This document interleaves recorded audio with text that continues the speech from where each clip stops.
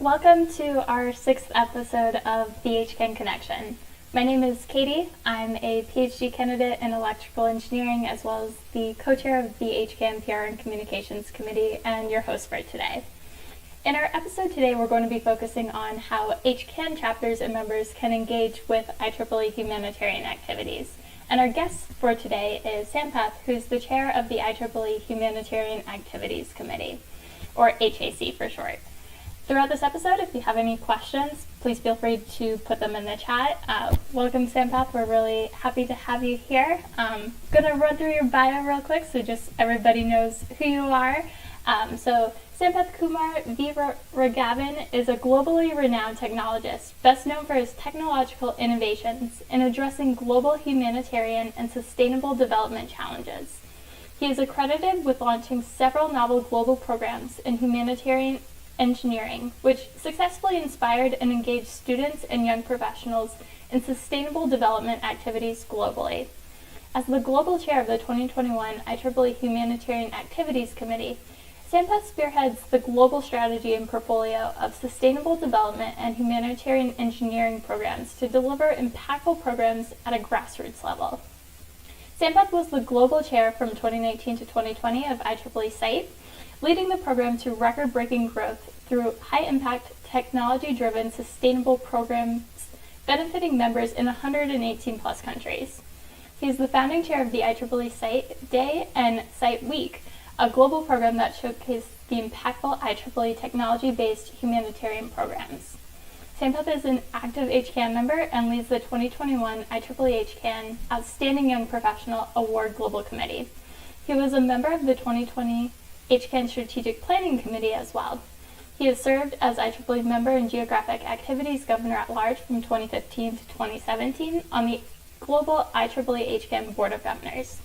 He successfully led the Outstanding Chapter program from 2016 to 2018 and established virtual support for HKN chapters, which I can personally speak to is very, very helpful to have as well. Sampath served as an expert in the 2020 Broadband Commission Working Group on School Connectivity, co-chaired by UNESCO, UNICEF, and ITU, to drive GIGA, a global school connectivity initiative.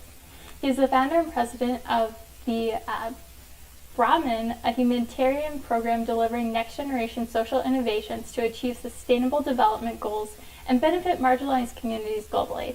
He is accredited with numerous global awards and media mentions for his leadership excellence and technological innovations. He was recently accredited with the 2020 IEEE Theodore H. Hissey Outstanding Young Professional Award.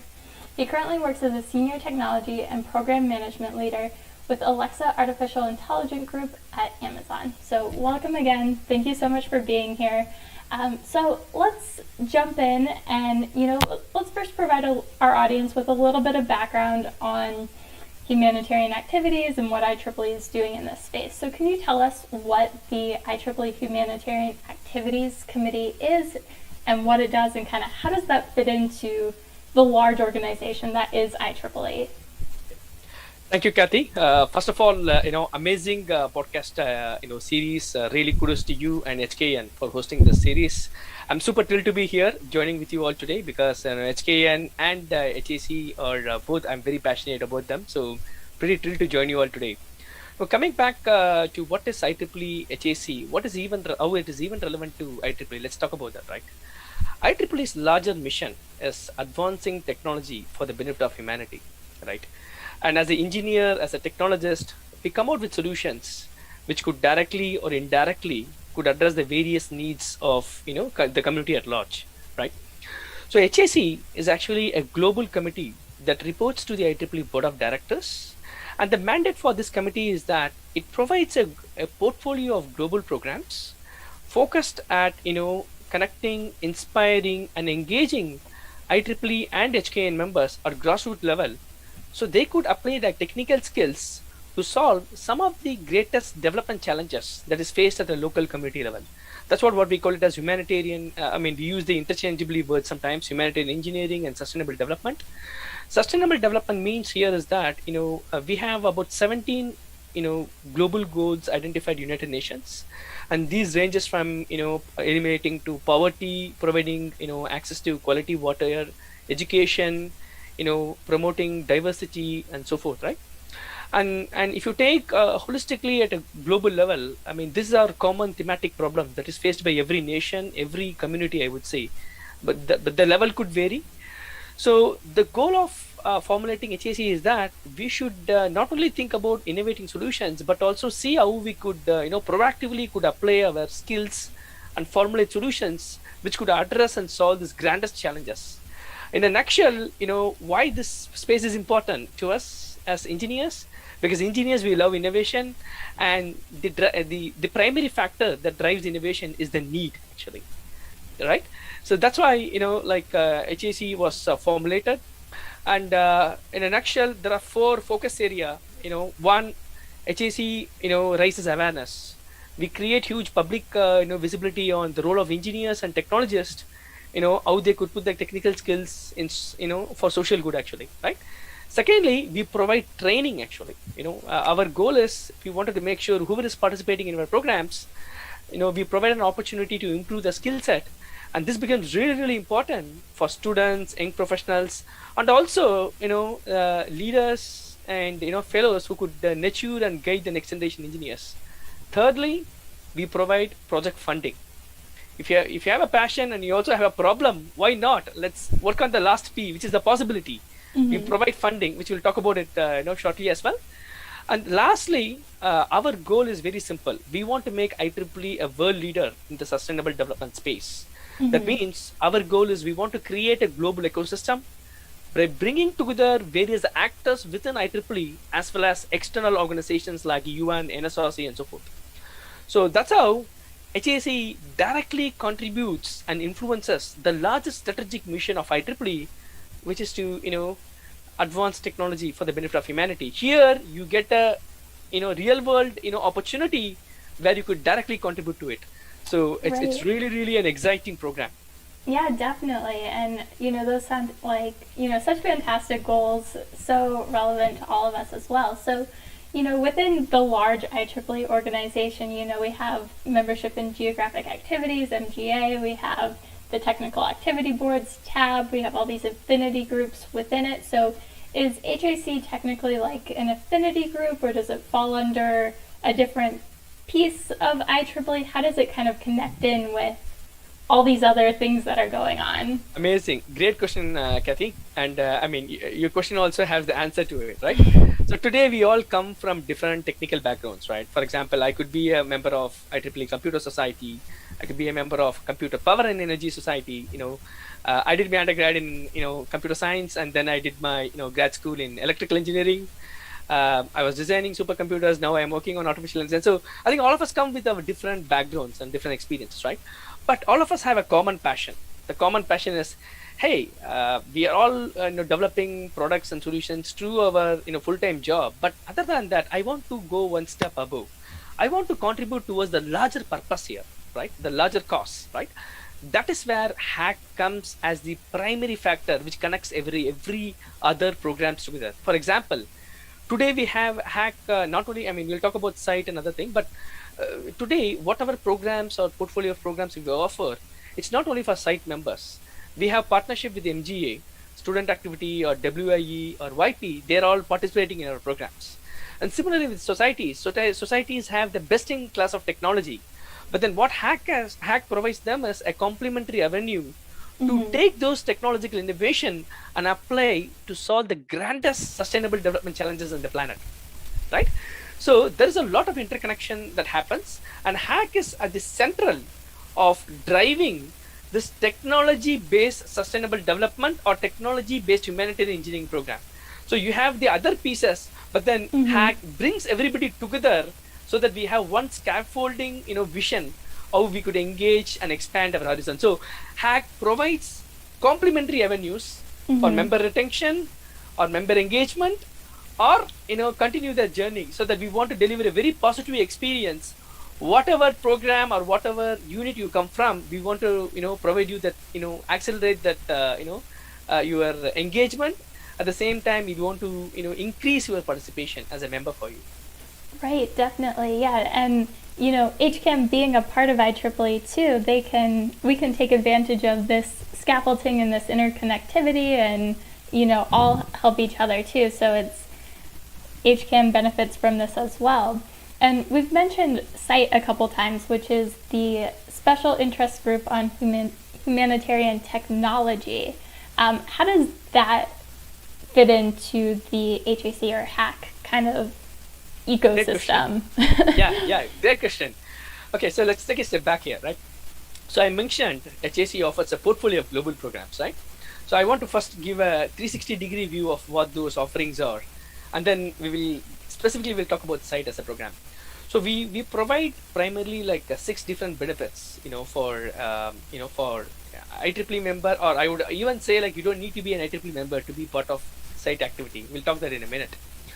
The 6 benefits area are, the first one is, educational training, right? And we provide trainings, workshop, help you to, to understand how to creatively apply your technical skills and make sure how you can, interface with the local community. That's very important, because you need to, not only understand how to devise a solution, but you have to think through from the hats of the local community, right?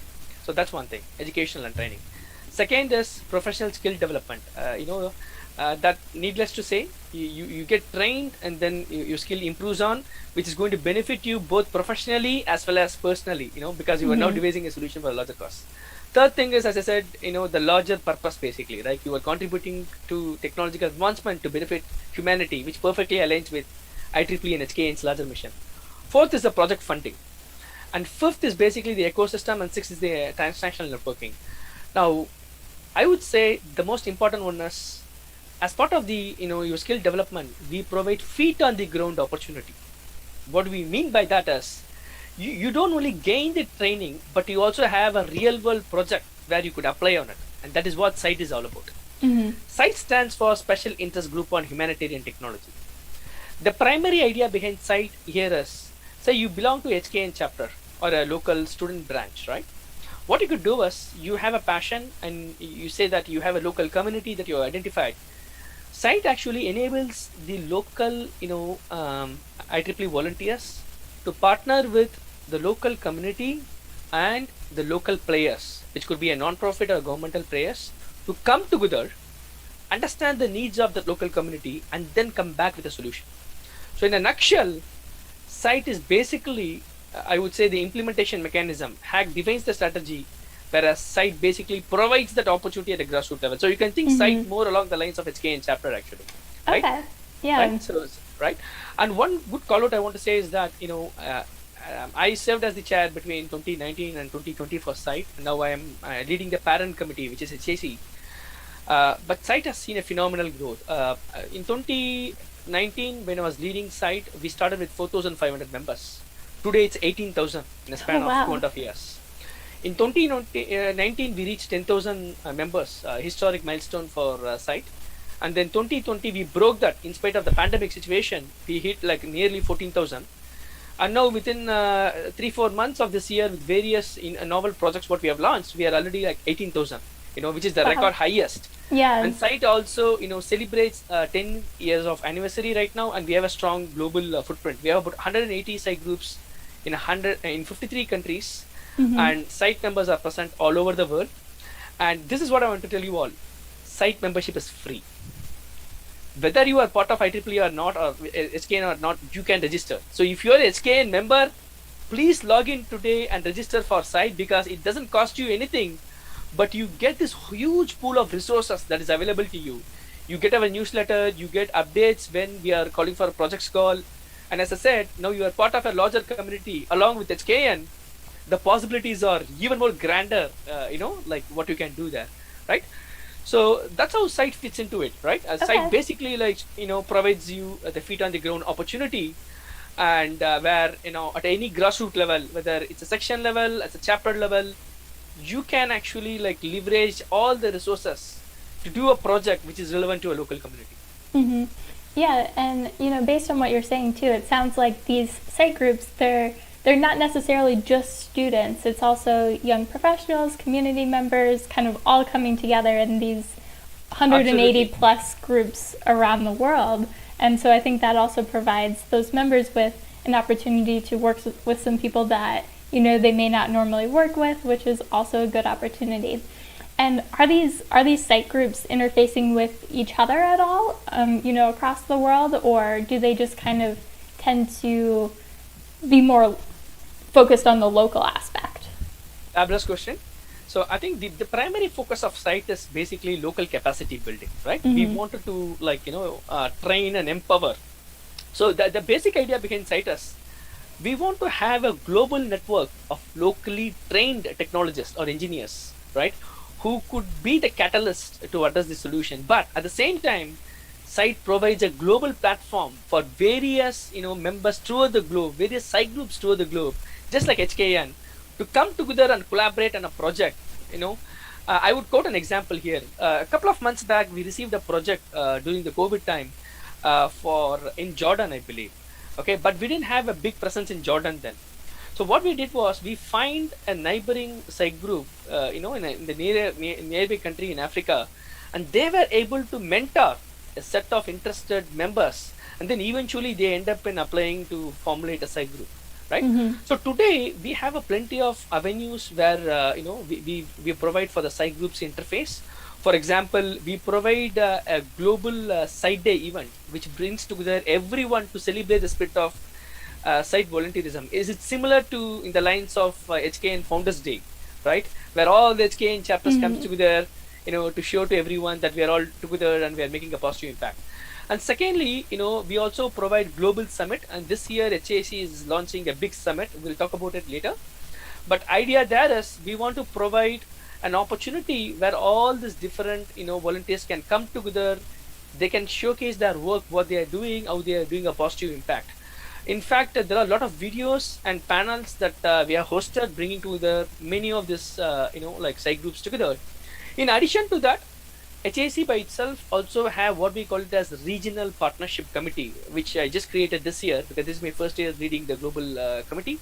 So the idea there is we want to make sure we bring in all the regional leaders so that we could systematically can make them to engage and share the best practices. Mm-hmm. Along that line, we have created communities of practice, basically looking through all the projects, and finding thematic areas. Okay. And then making sure all the project doers can come together so that they could share the pain points, they can learn the best practices and success stories.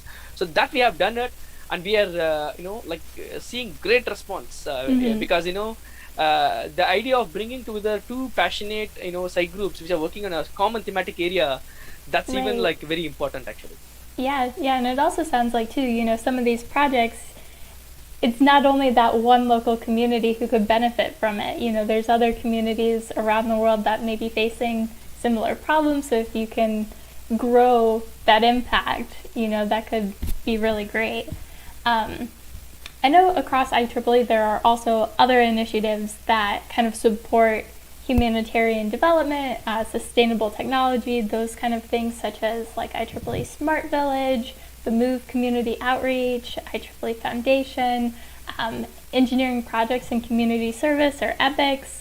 So is HAC interfacing with these other initiatives too as well, kind of, because it all falls under that big IEEE mission of advancing technology for humanity, right? Absolutely. Great question, Kathy. You kind of touching upon our 2021 goal, actually, I would say, because we had successfully last year, we had partnership programs where we worked with IEEE EPICS, actually. In fact, I served as a EPICS project chair for 3 years, managing their, the global projects program. So EPICS actually, if you look at all these programs for, a quick primer of about 5 seconds on each, right? Then we can talk about how we are bringing them together, right? EPICS is a great program, right? I mean, it's offered by EAB, and primarily the focus is primarily on the service learning aspect of it. How do you train the students and make them to engage with the local community, right? So you can see projects where undergrad students mentoring high school students and steering them towards the STEM education, and they do a lot of work across the board on different thematic areas like accessibility, and so forth. Now, if you then change your focus to Smart Village, it's primarily focused on entrepreneurship, and it primarily focused on the energy poverty. I would say how do you effectively leverage renewable energy to serve the underserved communities in underdeveloped nation, right? So that's another aspect of it. And thirdly, IEEE Foundation. IEEE Foundation, basically, it is the philanthropic arm of IEEE, which does the fundraising to support amazing programs. Like there are a lot of donor-supported program. In fact, SITE, it's a donor-supported program. What they call it as a signature program. Now, how we are bringing this together, right? So HAC already have a very strong partnership with all these programs. For example, with Epix, we had a successful pilot last year. We funded a couple of joint programs with Epix, so that my goal was, to make sure that HAC is interconnected, it's plugged into all different programs. In fact, we also started some initiatives with HKN, and we are going to do some announcements this year. But we had our presence in SLC, where we offered a workshop, and we got some really, really interesting, proposals submitted by our HKN chapters. Similarly, with Smart Village, we are collaborating this year to see how we could best serve the needs in Africa and other places. And we're also working with IEEE Empower a Billion Lives. It's another interesting program. And last but not the least, Move is primarily on disaster management or disaster response actually. And this year HAC has a program by itself called as disaster management, because we felt like one of the biggest skills we need to offer in addition to what we are offering is to have specially trained volunteers who have the knowledge to act in the time of disaster. If a tsunami strikes, if there's a pandemic, how do you do it? I mean, these are the skills. This is like a fire drill in your university, right? You will have a fire marshal, but then you have fire ambassadors who will come and say that, come on, let's all get together, right? So with Move, HAC is this year collaborating both with international expansion and within US. So whatever you have called out so far, I think all these programs, we already have pilot going on. So the entire point here is the thematic area, the larger mission of everybody here is we are making a difference to a technological innovation. And as I said, HAC is a global committee which is given the mandate for this. So our bread and butter is this mandate. So now we are partnering with everybody and putting together to say we are creating an Avenger team. I would say that, Yeah. And so throughout our conversation so far, we've brought up some of the projects and professional development opportunities and the groups and the chapters and all these different pieces. So let's maybe dive into those a little bit more and talk about how people can get involved with all of these things. So can you tell us first off a little bit about how you got involved with IEEE and eventually HAC? Great question, Kathy. So I will talk about my engagement with both IEEE and now IEEE also include HKN. So I'll touch upon few of my experience there and then HAC. So honestly speaking, my journey with IEEE started as a student in India, where 17 years back I was devising technological solutions to detect autism. Autism is it's still, as you all know, it's a socially challenging condition. So back home then we didn't have enough awareness. So my goal was when I was working with a local special school, I see like all the children were put into the same classroom and they were not able to have their early intervention started because we didn't have the technological solution. So my motivating factor was to work on a project where I could apply my technical skills to help these children. But then my professor told me, in that sense, you should take a look at IEEE, which may have the best of the technical papers, and it can even provide you an opportunity to connect to some of the senior and fellow members in the specific area. So that was the motivating factor for me to become an IEEE student and then to start this project, right? And then the project was was very successful. In fact, the project was emulated across leading institutions in India, for screening, and I started seeing the impact of the project. So every time I go there, like some parent from a village will come and say, this is amazing.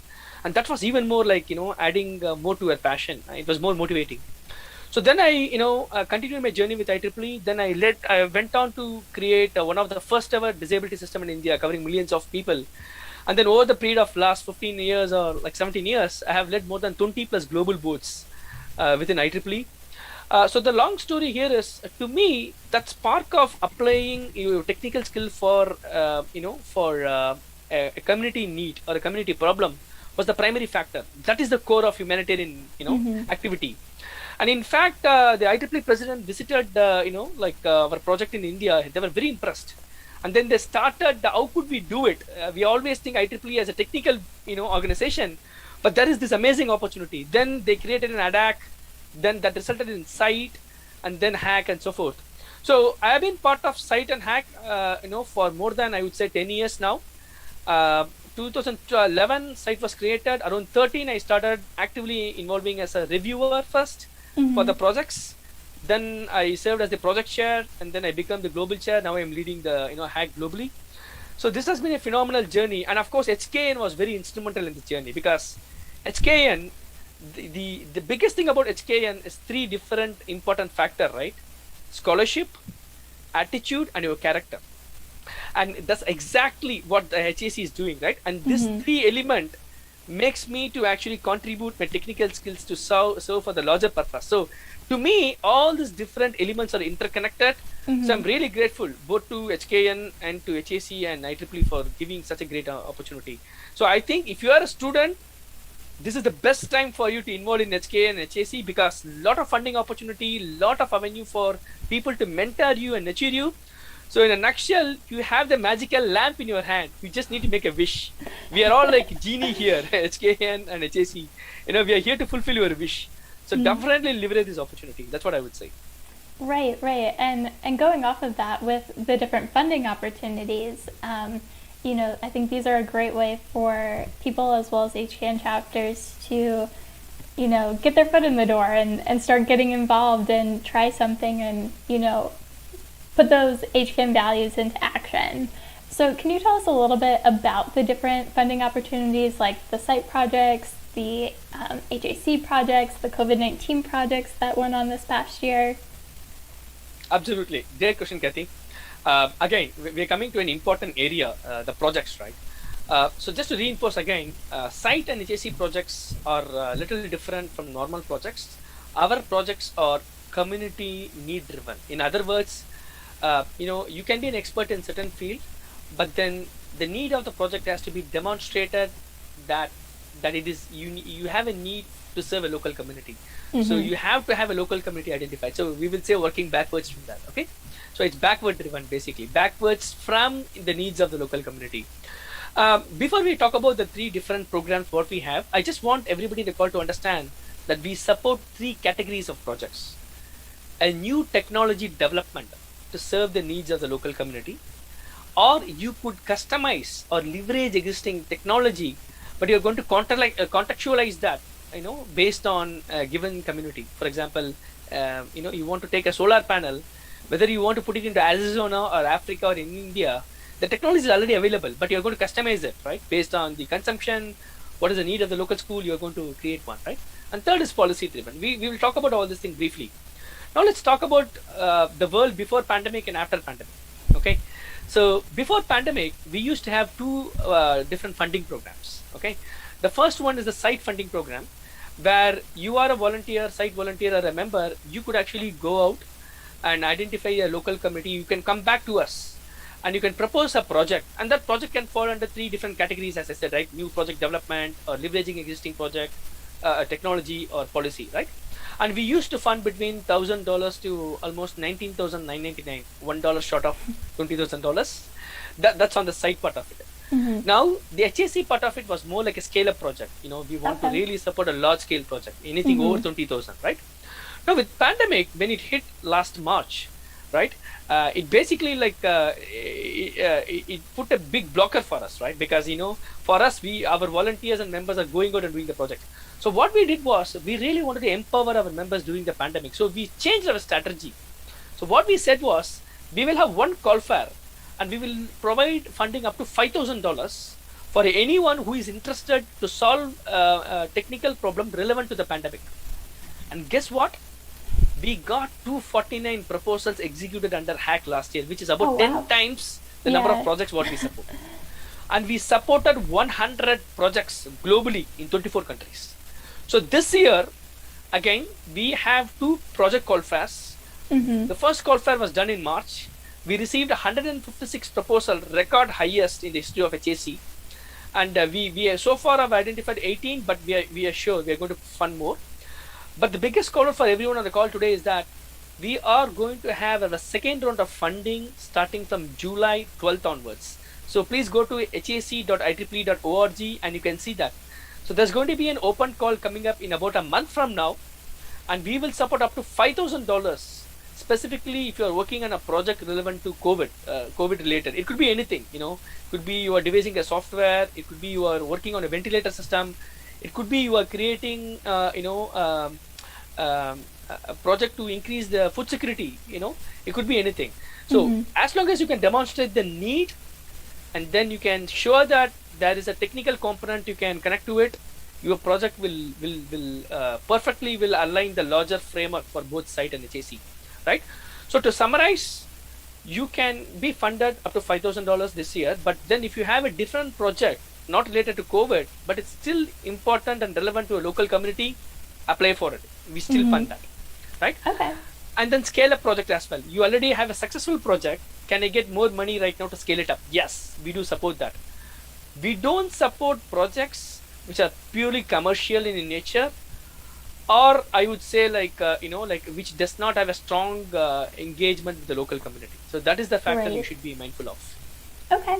Yeah, and so to get an idea of the scope of some of these projects, could you maybe give us some examples? I know the New chapter did an ethics project where they were doing something about bringing more recycling options to their campus to kind of fill that need in their community. But can you give us some ideas or some examples of past HAC or site or COVID projects that have happened? Sure, definitely. So as I said, right, HAC and site projects, the one unique difference for HAC and site, I would say, like, when compared to other programs, it covers the breadth and width of the sustainable development space, right? For example, one project here, right? A couple of young professionals last year, they came together in Brazil. What they did was they started, repairing the ventilators, and they start training the local students in how to repair the local machineries. Actually, that is an important problem, because when COVID hit us, right, through the globe, like ventilator was badly needed in many countries, right? While we want to manufacture the ventilators, but also we should think about how do we maintain those ventilators, right? Yeah. That project won an MG Achievement Award. It was featured in Spectrum as well. It's an amazing one. The second example, in a bunch of students actually in Africa, like multiple student branches came together. They created a small device, which can open the door for you. Like, you don't need to touch anything. You can just basically use this device to open any closet or a door, which is really important, because in poor resource setting, you don't have a good source of sanitization solutions. So they wanted to create a quick solution which could be adapted and used by public officers and public basically. So that was an amazing win. And thirdly, the WAE, the Women in Engineers, basically, like, they came together in Sri Lanka, and they kind of like organized in a hackathon event where they encouraged the local girl children to come together, come back with solutions, novel solutions. Similarly, within US, if you take, there are some glittering examples here. For example, in San Diego, site volunteers, or I would say like our they actually designed a gaming system so that they can create awareness about what are the do's and don'ts related to COVID actually. How do you wear the mask? What is another right way of doing? So these are some examples.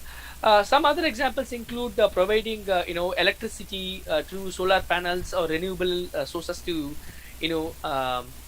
remote schools or communities in Africa and other places, and also like projects that work on disability related topics, and projects that focuses on elderly care, and projects that focuses on providing clean water to a local community. So it covers a huge spectrum. The beauty here is that the local community defines the problem. That's why the largest scaffolding here is the 17 SDG goals. If you look into that, it's huge. It covers breadth and width of all the problems what we are talking about. That is the level and scale, I would say. But as I said, right, in terms of the impact, it could range from 1,000 to several thousands to hundreds, depends on, right? So it's not necessary that you always have to look at a project that's going to reach 1 million. You can even serve 50 students, in a local school. As long as there is a need and you're able to correlate that, I think that is what we are looking for. Yeah. So in terms of actually, proposing a project, putting together an application, can you give us a little bit of an idea of kind of what that application process is like, and maybe any tips that you have for chapters or groups that are putting together a proposal like this for the first time? Absolutely. Okay. Absolutely. I think for everyone who is interested to submit an application, I would first urge you to look into our website, because we give you a lot of materials. We really want you to be successful. Remember, we want good proposals. We are here to, approve good proposals. So in my experience, I have reviewed thousands of proposals within IEEE through various programs like both SITE, HACK, and HAC. So, like, there are 6 elements we look into it. Okay, the first one is community. Clearly identify who is your targeted community, what are their needs. Second thing, talk about what is the uniqueness of your solution, right? Why do you need your solution? What is the need for a technological intervention, right? Do you already have a market solution? If so, do you just need to customize it? Or maybe your existing solution is not actually addressing the need, right? You have to come clearly on that. Third thing is partnership.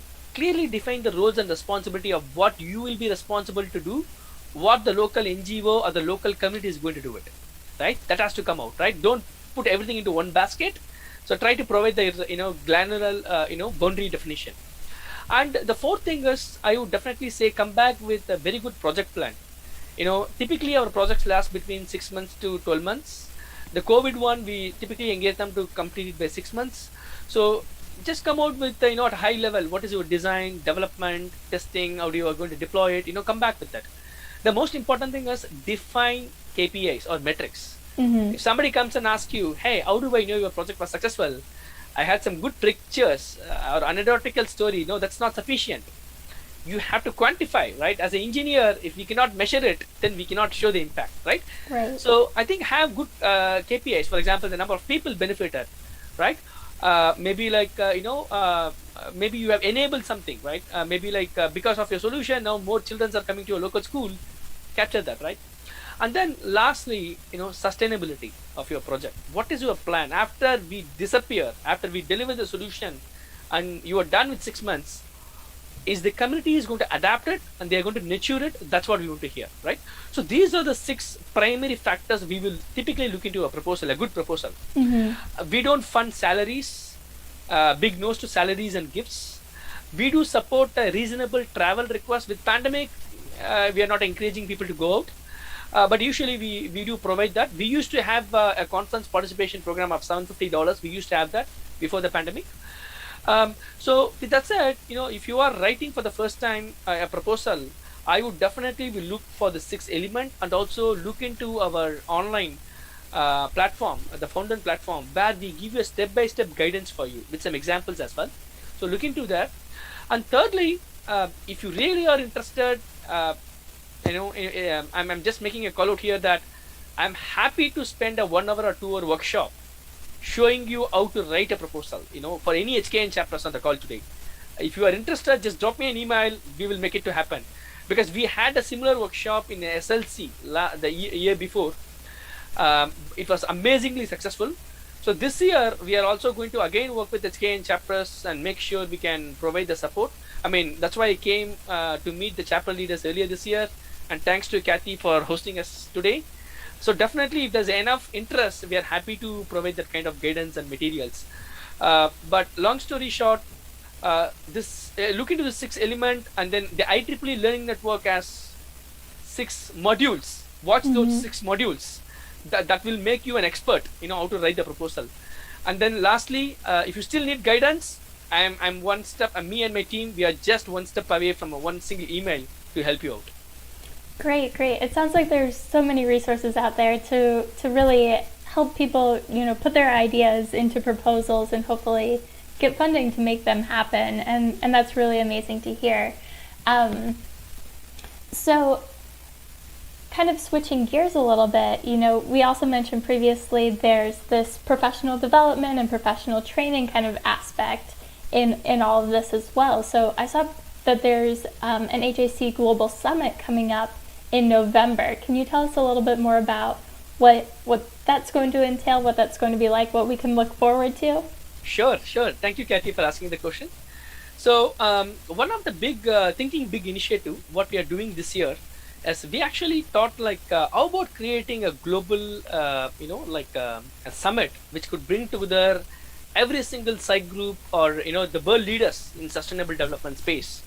I think we didn't have that kind of a program, to the best of my knowledge within IEEE.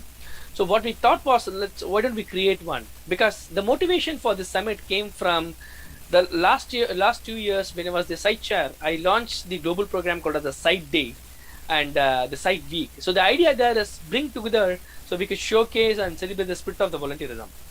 Now with Global Summit, what we are looking here is for 4 different dimensions. One is how we have empowered our members, and let's hear their story, right, and show them the impact what they have done, right. So we are going to provide an amazing global platform to bring together and showcase some of these projects. Second thing is bring together all our partners within IEEE. I spoke about we have more than 20 or we have multiple partnerships that's going on within societies, MGA, TAB and so forth.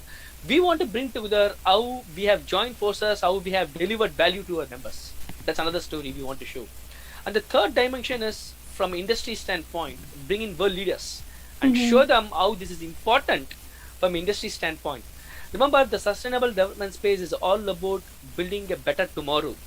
And sustainability is all about, how do you leverage, how do you address the needs of today without, compromising the needs of tomorrow, right? So we are going to bring in together some world leaders. And fourth is, foundationally, we want to provide a great positive experience where we want to inspire and attract newer partners and members who could then contribute and scale up the impact to the marginalized population throughout the world. So that is the vision what we have planning, and we are currently at an earlier stage right now working on the program structures and other things. So by this end of this summer, we will have a large announcement about the details. But this is something, it's going to be done virtually. So definitely sign up for our newsletter. I really encourage you to participate in this program in November. Right, and again, like you said, becoming a site member is free. So, signing up for the newsletter, learning about these opportunities, it's just a couple clicks away for everybody who's listening. And I know too that there are local chapters that have also organized different conferences and webinars and other events as well, like the Students Humanitarian Technology Conference that was back in May. So do you know of any other local chapter events that are coming up, or, is that something that regularly happens, these local chapters planning their own events? Absolutely. There are multiple events that are happening, right? And that's a great question, Kathy. Like, for example, it's not only the local chapters, but also we have multiple global events that's happening. For example, most recently, HSC organized the first ever side event in a UN forum called as STA forum. It essentially we went and showcased what we could do as a technologist, right? And we received great feedback there, right? And many of these events, we share it in our newsletter, in our website. So if you are interested, you can sign up for them, right? For example, in a couple of weeks from now, we are going to have a specific set of webinar. We are looking for call for reviewers who could actually review our projects actually, right? So you could even sign up, if you're an expert in your domain, but you don't have the time to do a project, you can sign up for it, right? And secondly, as I said, we also have, on Monday, IEEE Board of Directors series, we are having a general session of Hack and Site, right? So, and we had a global, the Site Day celebrations, which was celebrated by more than 1,500, people throughout the globe actually, right? So today, all our events are shared in our newsletter pretty much. And again, we have a very strong social media presence. We have more than 22,000, it may even be 25 right now, people on our social media. So join our social media group. That's where all of our chapters or all of our affiliate groups comes together, and they share information about what kind of events that are happening at the regional level, at the grassroots level. So I would say to learn about our events, look at our newsletter, our social media presence, and if not, write to us. We'll be able to point you to the upcoming events there. Yeah, definitely. And you mentioned reviewing as kind of a volunteering opportunity. Are there other ways that people can start to volunteer with HAC or SITE to help make all of this happen? Absolutely, absolutely. Great question, Kathy. Like as I said, there's a lot of other micro volunteering avenues for us. For example, you could be a project doer, or you could be a project mentor. So if you have a passion and you wanted to like shape up, motivate the next generation of engineers, why not write to us? We will try to connect you to the local, site group.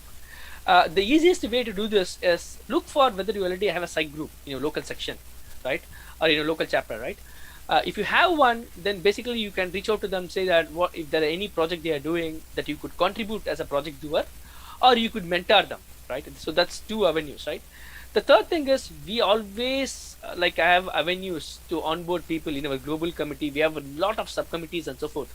So if you are interested, definitely apply for our for positions in our committee. This typically opens up in around November time frame, right? And with our horizons expanded right now, we have a special regional partnership program, we have society partnership program. We need more people with passion to onboard. So if you have interest, definitely write to us.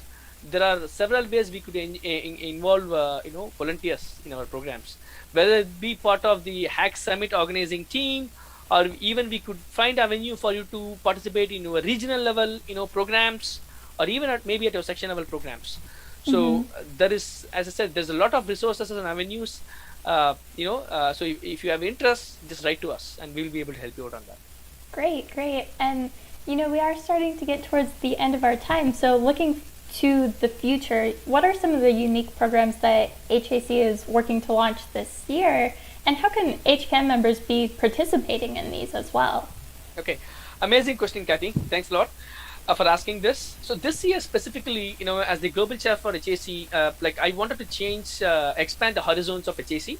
So within the first 100 days, what we have done is we have established more than 20 partnerships, I would say. With all the 10 regions, we have closely worked and we are rolling out region-specific joint programs. I mean, I talked about the HAC funded programs, but in addition to that, we want to provide another line of opportunity for our members. Secondly, we are also working closely with all the leading IEEE societies actually, and we are rolling out joint programs with the society. For example, we are going to announce one with EDS in the next 2 weeks. We have a great partnership with the APS, MTTES, PES. The list is very huge. So that means a couple of years back, you had only 2 chances, either at the beginning of the year or the middle of the year to apply. But right now, we wanted to make sure you have an opportunity every month, every week. That is the model how we are operating. Secondly, we are also partnering outside of IEEE. For example, with the UN, we have been closely working with several agencies. One classical example, as I called out, we organized the first ever side event with the STI forum.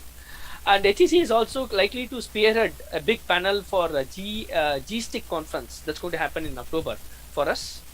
And then I would also say that the biggest win here is the COVID project, what we started. We have nurtured it this year. And we are also starting community of practice so that systematically we can provide you a avenue for you to scale up. And lastly, we have a student competition that we are trying to integrate into different programs. And we're also working with WIE, YP, and SAC on it.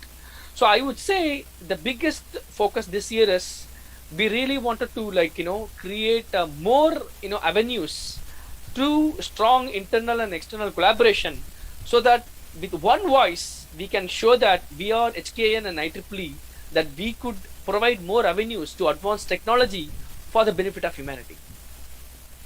Great, great. And so as we start to wrap up, is there anything else that you wanted to touch on or talk about, or, anything else that you think our HKN chapter should really be taking away from our conversation today? Absolutely, absolutely. Definitely, I'm going to talk this from a personal journey as a HKN, a long-serving HKN member and a volunteer. I strongly believe that HKN students and chapter advisors, alumni and professional members are the pillars of HKN. Without you, the story of HKN progress and growth is not complete, right? So again, what HAC offers to you here is, it provides the correct platform to take the larger vision of HKN, at the same time provides a practical opportunity for you to apply your skills to solve some of these grander challenges. If you are a student, it's very important because for the chapter, it provides an out of the classroom experience. So if you are a student, you are preparing to onboard to industry, you're working on a real world project. Isn't it very cool to put it on your resume as well as in terms of skill? If you have a passion towards pursuing higher education, maybe a PhD, it provides you the right kind of skills to think through complex problems. How do you work with the local community, like understand their needs? How do you thematically put it into different areas? How do you risk management, both for your thesis, for your solution?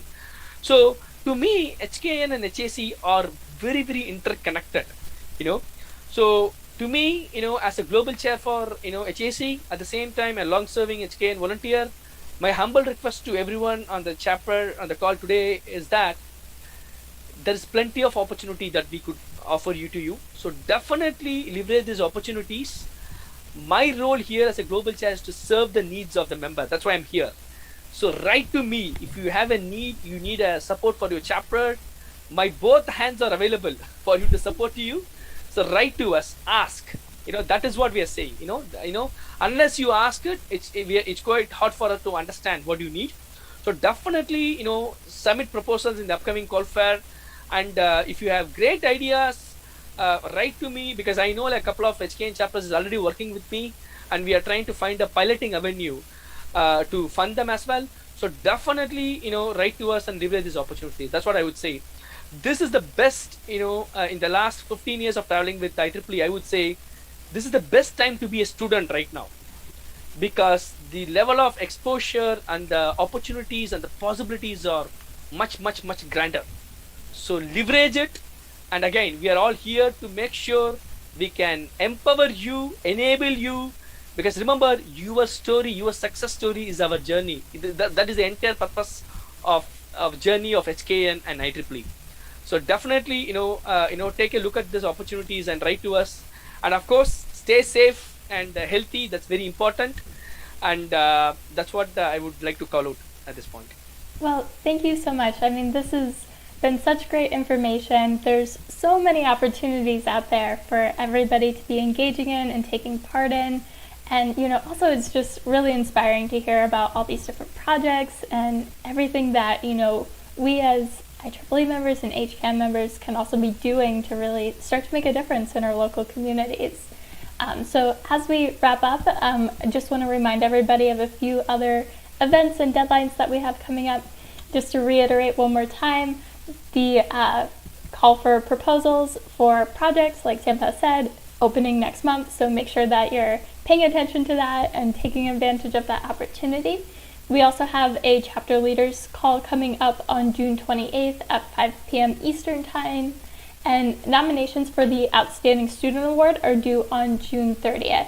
Also be sure to check out the latest issue of The Bridge, which came out in May. And it's themed around advances in solar cell design, and it also highlights some amazing work being done by our chapters, our members, and our partners as well.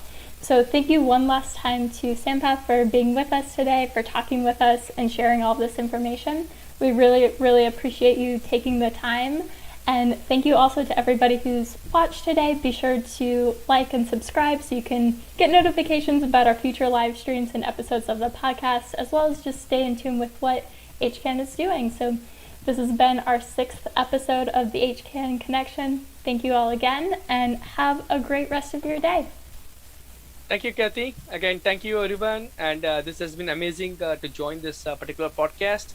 And as I said, to close out, together, I think I am confident that we can build a better future to help and bring in positive changes in the life of, the marginalized community. So this is our journey. So definitely participate and, contribute to it. And my best wishes to all the HKN chapters for the tremendous amount of work and the leadership programs what you are leading at the grassroots level. It's always very inspiring.